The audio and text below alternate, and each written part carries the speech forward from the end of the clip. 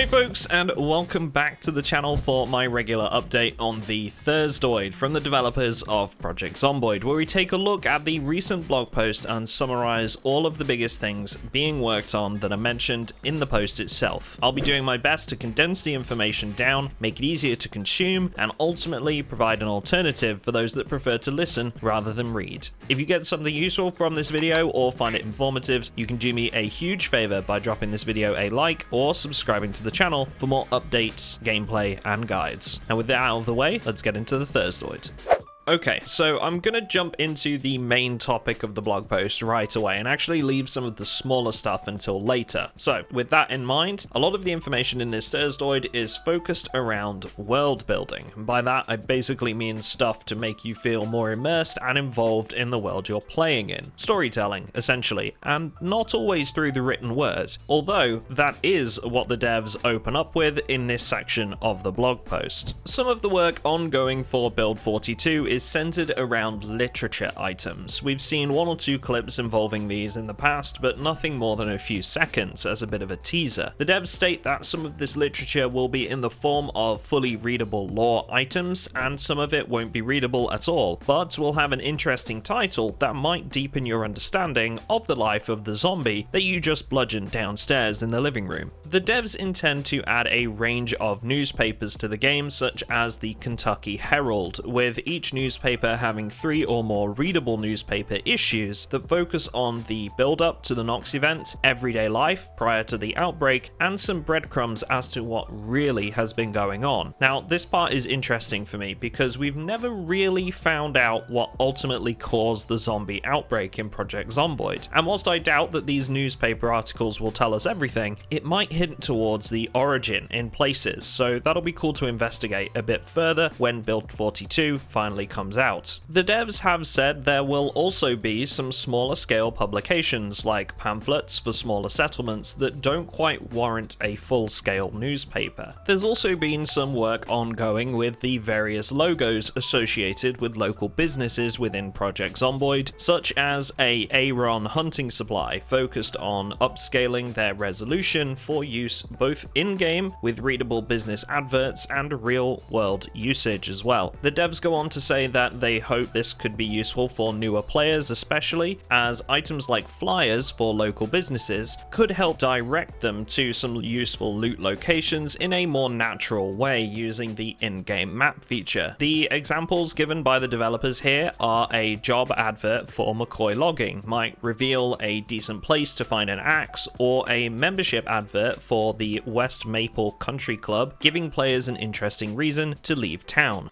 So that's one part of the world building that's been going on at the moment. The next part the developers give us a bit of an insight into is with further books, magazines, or photographs that could be found in the average suburban household. The developers state here that they want us to feel interested in the people who lived in the houses we're exploring in-game, and perhaps even feel saddened by their untimely demise as you dig deeper. To help with this, the devs have added a whole bunch of items with some more descriptive titles. 1,500 different books, magazines, and other non-readable items have been created with various tags attached to them, which will help to form an interesting little bit of world-based storytelling when they spawn. The developers then give us a couple of examples, like finding a book titled Long-Term Illness Management by Laura Paloma, which shines a light on the medication that you've just found in the bathroom whilst exploring the house. Or perhaps you found a military history book that explains the guns you've just found hidden under the floorboards. Photographs have also been given a more interesting naming convention rather than just the standard photograph name. They may have titles such as Photograph of a Smiling Family or Photograph of a Wedding Car Arriving at a Church. The idea here is that combined with other storytelling elements, this could tug at the heartstrings a little as you're rummaging through the belongings of the lady you've just clobbered in the back garden.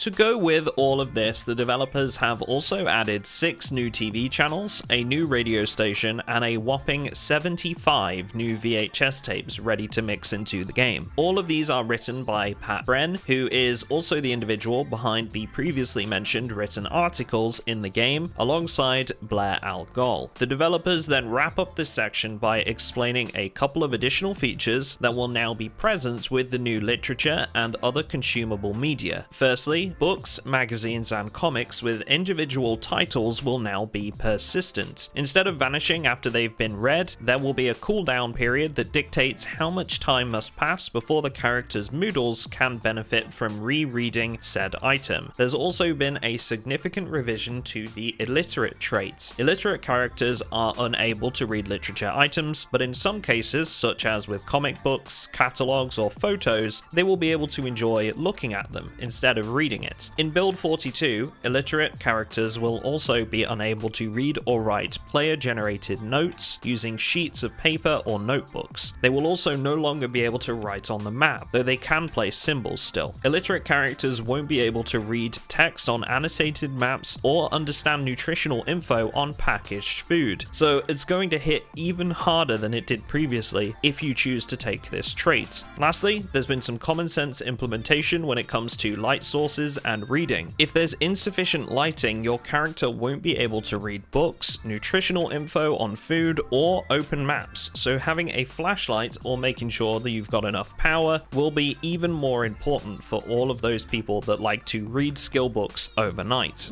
So that just about wraps up all of the stuff with regards to literature and world building relating to media items, but the next section of the blog post is still dedicated to fleshing out the world of post-apocalyptic Kentucky, just with vehicles instead. Some new vehicles are being added in Build 42, and we've been fortunate enough to get a few screenshots of these from the developers in this blog post, which I'll leave on screen for you guys now. Just like newspapers will only spawn in the regions of the map associated with them, so too, vehicles owned by local businesses will only spawn in the regions they operate in. For quite a few builds now, the developers have included some vehicles in the game that focus on particular professions. Vehicles that are owned by carpenters, metalworkers, or electricians, for example. The idea here is to build upon this system by creating a variety of new vehicles linked to particular businesses to better communicate what sort of special loot might be found inside that vehicle. The developers wrap this up by stating that they know players love to collect different vehicles, especially in multiplayer, so they hope that this will also spice up the hunt for vehicle collectors as well.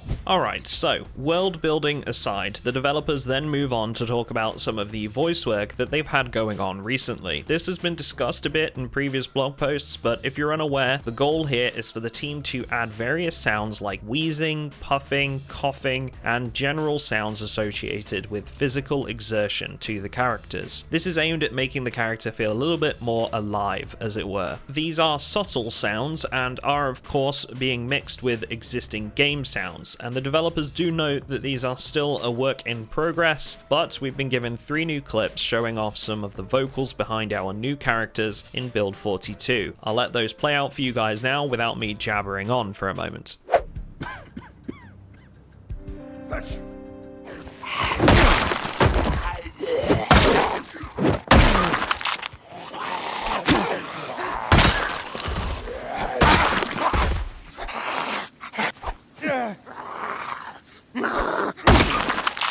So, before I wrap things up, I just want to scoot back up to the top of this blog post where the developers covered a few technical bits before diving into the good stuff, which I've already covered. The foundational code for the in-depth crafting system revamps are being brought into a position where the multiplayer team can better get their hooks into it, according to the developers. Optimization, lighting, and height changes are continuing to undergo polishing to reduce errors and issues with the way the ISO region system handles the newfound 32 stories of elevation. And lastly, with regards to the multiplayer upgrade, work continues on the player inventories being moved over to server side rather than client side. The new fishing system is being implemented, whilst animals are currently in bug fix mode according to the developers, with additional attention currently being dedicated to their pathfinding and escaping enclosures. So that's it for this blog post, and that's it from me this week, but as always, if you enjoyed the video, have any any questions or you're excited for any particular features mentioned in this update, let me know in the comments. I always enjoy going through them and talking with you folks about the upcoming features for the game. Lastly, a quick shout out for our Patreon server, which starts its new wipe on May 1st with a brand new theme revolving around an atomic summer, where temperatures skyrocket and survivors have to survive the intense heat any way they can with the help of some nifty little mods and new features. So if you're interested in joining in on that, there's a link in the description to our Patreon, and I want to say a special thank you as always to my existing Patreon supporters for allowing us to create these custom experiences for you folks, keep our servers up and running, and of course develop our own mods specifically for you to experience. Thank you for watching folks, and I'll see you all